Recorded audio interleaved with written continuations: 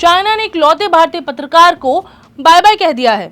China ने अपनी जमीन पर आखिरी भारतीय पत्रकार को रवानगी की दुआ पढ़वा दी है। भारतीय पत्रकार से चाइना ने कहा है कि आप भारत रवाना हो जाएं।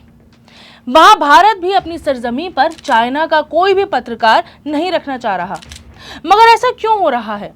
क्या लड़ाई है इन दोनों देशों की जो बढ़ती ही जा रही है और साथ में अब इसमें जर्नलिस्ट भी इन्वॉल्व हो रहे हैं?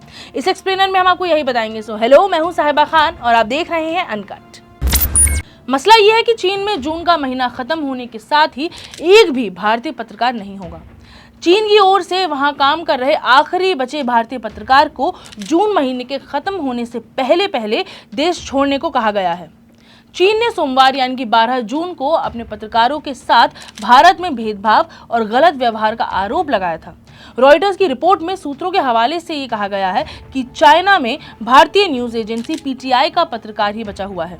वो भी वीजा खत्म होने के बाद भारत आ जाएगा। रॉयटर्स की रिपोर्ट के अनुसार 2023 की शुरुआत में भारत के 4 पत्रकार चीन में थे, जिनमें से 2 के वीजा फ्रीज होने की वजह से उन्हें अप्रैल में वापस भारत आना पड़ा था।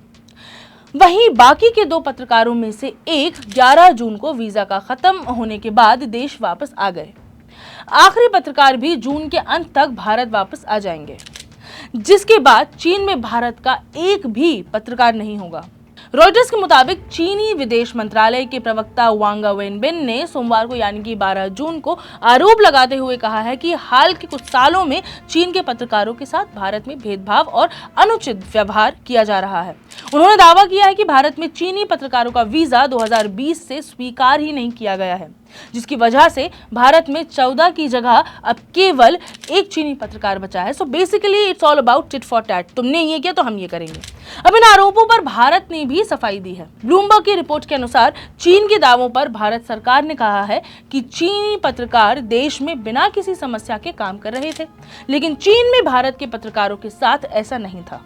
रॉयटर्स के मुताबिक बीते महीने भारत ने एससीओ के विदेश मंत्रियों की बैठक के लिए चीनी पत्रकारों को अस्थायी वीजा दिए थे। विदेश मंत्रालय ने कहा है कि भारत ने सभी विदेशी पत्रकारों को देश में काम करने की छूट दी है। हम आशा करते हैं कि चीन वहां भारतीय पत्रकारों को भी छूट देगा। तो फिलहाल दोनों ही देश एक दूसरे पर इल्जाम पे इल्जाम लगाए जा रहे हैं कि तुमने ये किया तो मैंने ये किया, एक दूसरे के पत्रकारों को हटाकर। लेकिन नुकसान है। क्यों? क्योंकि अब दोनों ही देश किसी भी फील्ड में क्या कर रहे हैं और एक दूसरे को कैसे माप रहे हैं वो पता लगाना, वो भी ग्राउंड से, ये मुश्किल हो जाएगा। तो भाई, लड़ाई झगड़े सब अपनी जगह हैं, मगर फिलहाल फायदे के बारे में भी सोचना होगा। इस खबर पर अपडेट्स के लिए देखते रहिए अनकट। फिलहाल मुझे दे इजाजत। मैं हूं साहिबा खान।